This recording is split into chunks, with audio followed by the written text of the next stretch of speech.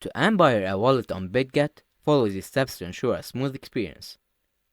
First, visit the Ambire Wallet website or download the mobile app.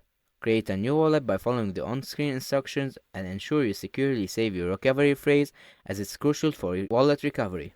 If you don't have a Bitget account yet, sign up to their website and complete any necessary KYC verification if required. In Bitget, go to the Assets sections and select Deposit. Choose the cryptocurrency you want to deposit, and Bitget will provide you with the deposit address. Open your Ambire wallet, select the cryptocurrency you wish to transfer, and initiate a transaction to Bitget deposit address. Be sure to double check the address to avoid any errors. After sending the funds, check the transaction status in your Ambire wallet. It may take some time for the transaction to be confirmed on the blockchain. Finally, log into your Bitget account and navigate to the Assets section, and your deposit should appear once confirmed.